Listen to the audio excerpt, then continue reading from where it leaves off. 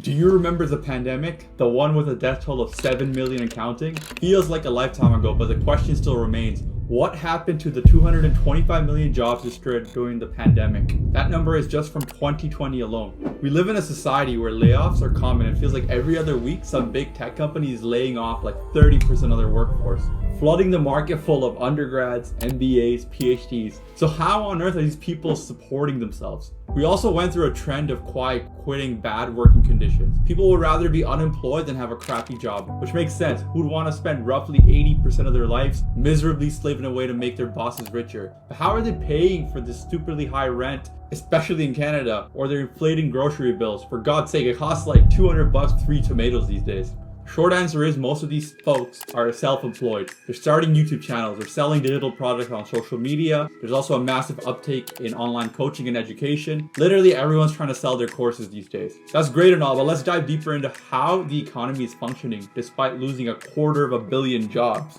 Since the beginning of 2023, almost 300,000 tech workers just got their asses booted. Amazon, Meta, Shopify, and literally every other high-paying FAANG company axed a chunk of their workforce. And let's not forget X, formerly known as Twitter. Elon Musk bought the company and just nuked 70% of the company within the first month as CEO. The dude's a bit weird, but he definitely has balls of steel. This is common practice for CEOs. Their job is to get the most amount of productivity for the least amount of pay. Layoffs are a great tool for them to start putting pressure on the remaining folks. It also helps reduce total competition across the industry now that the market is flooded with talent. Funnily enough, most of these companies hired back the same people they fired a couple months later at a discounted salary. Is this some 900 IQ play by the tech CEOs or just poor decision making? I literally can't tell. With that being said, one side we have layoffs and on the other side we have an insane hiring spree. Companies that are firing their marketing, sales, and engineering teams or at the same time hiring for more data and AI focused employees. The launch of ChatGPT and hitting 100 million users in a month completely tilted the balance of the tech economy. Literally everyone and their moms were running around like headless chickens to leverage large language model technology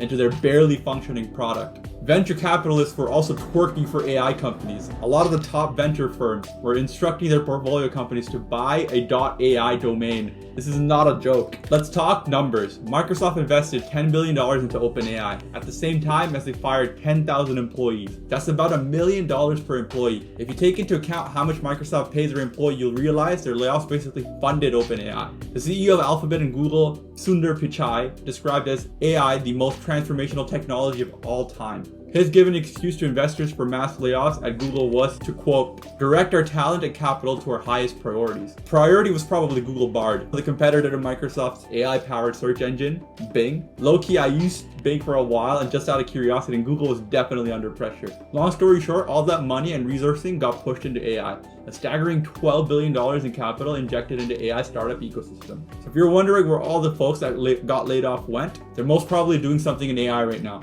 So what's the future looking like? Are we entering an apocalypse or is this just another crypto-like pump and dump scheme? To be honest, a bit of both. The demand for jobs is nuts and the supply is next to nothing. I used to get like 10 to 20 recruiter emails a month back in 2021 and 2022. Now I get like 3. Before you guys start coming from my head, I'm even getting free emails. You have to understand, my background in software is quite strong. I'm a senior software engineer, self-starter, and actually have experience building my own startups from scratch. The other issue, which actually is a benefit for me, is that companies that are still hiring right now are small to medium-sized startups. The problem with this is most big tech employees simply won't last at startups. Not because they're incapable, it's because it's a completely different job. You worked at Amazon for 2 years, you're probably in charge of an extremely specific feature in one of Amazon's thousands of products. You worked 2 years at a small company, you're basically in charge of the entire product. Not to mention the technology stack is also significantly different. Most big tech companies still use a combination of legacy technology and somewhat modern tech. You'll see a lot of Java, COBOL, depending on what companies you end up at. Startups pretty much use the latest and greatest there is. You'll have to be constantly keeping up with the industry trends to compete in the startup ecosystem. So things like TypeScript, React. Not saying that big tech folks can't do that. With time, they'll probably be fine.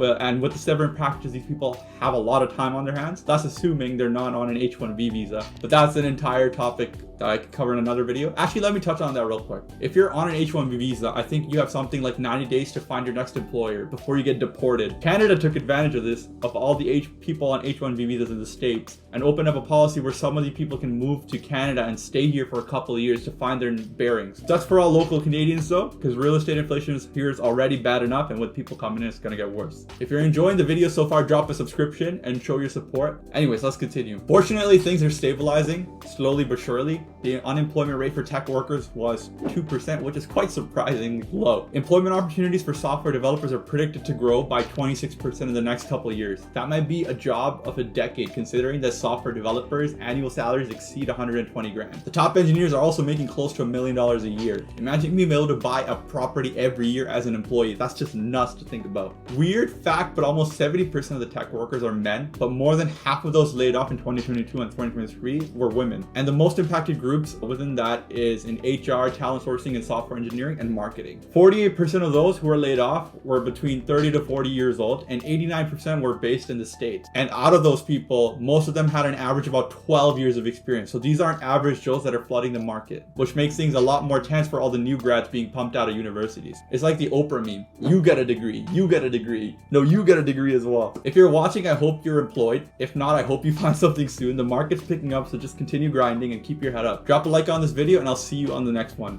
Peace.